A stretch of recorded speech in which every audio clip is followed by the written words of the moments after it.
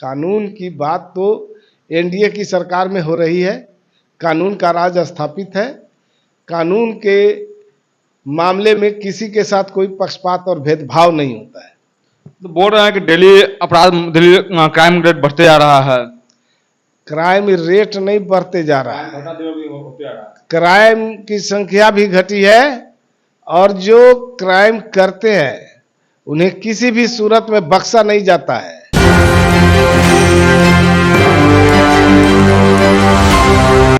नमस्कार, मैं रमनीश, सब देखें एक न्यूज 24। बिहार में बढ़ते अपराध को लेकर नेता प्रतिपक्ष तेजस्वी यादव जो हैं करारा हमला बोले हैं। साफ तौर पर कह रहे हैं कि बिहार में जो नीतीश कुमार की सरकार है पूरी अचेत हो चुकी है। उसी संदर्भ में आज जदयू प्रवक्ता हेमराज जी जानते हैं। पहले सर स्वागत है आपको चैनल में। चलिए, आपके भी चैनल का और आपके दर्शकों का बहुत बहुत स्वागत। नेता प्रतिपक्ष कह रहे हैं कि बिहार बढ़ते अपराध बहुत ज्यादा बढ़ चुका है। बिहार में कानून का राज स्थापित है और इस कानून के राज में कोई भी अपराधी बच नहीं सकता। अपराध कारित करने के बाद जो कोई भी अपराधी कोई आपराधिक घटना करते हैं तो उनको तुरंत गिरफ्तारी होती है, कानून के हवाले किया जाता है। तेजस्वी यादव ये भी कह रहे हैं कि मुख्यमंत्री जो हैं अचेत अवस्था में हो चुके हैं और उनकी नहीं चलती है। अरे, सबसे बड़ी बात है कि तेजस्वी जी कहीं कुछ बोलते रहते हैं, वो खुद अचेतन की अवस्था में है। हमेशा जनता के बीच झूठ बोलना, चैनल के सामने झूठ बोलना और झूठे झूठे बातों को लोगों के बीच परोस कर लोगों को गुमराह करने की कोशिश कर रहे हैं। क्या बिहार की जनता को इतना नादान और बेवकूफ समझ रखे हैं?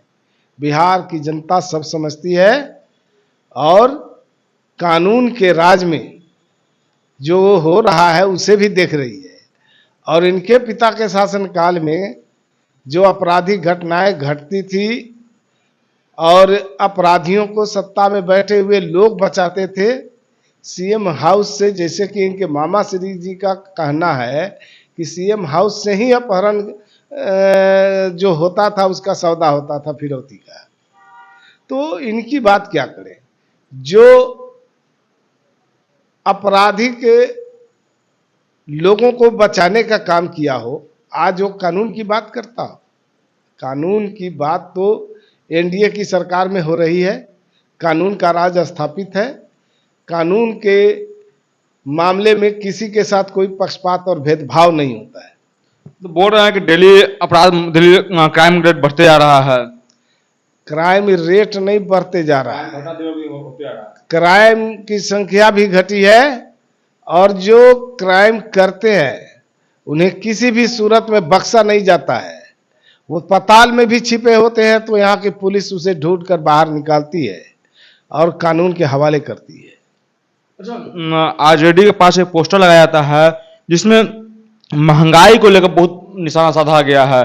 पेट्रोल और डीजल पर 2 रुपया बढ़ा है, गैस सिलेंडर पे जो है 50 रुपये बढ़ा है, उस पर भी तंग कसते हुए कहा गया है। और उस पर जो पोस्टर पे है अंबानी अडानी की फोटो लगाया गया है। देखिए, इनके पास तो कोई मुद्दा है नहीं। दरअसल अब तो सामने चुनाव है और चुनाव को देख करके और जनता की भावनाओं को समझ करके ये लोग पूरी तरह से हताशे में हैं।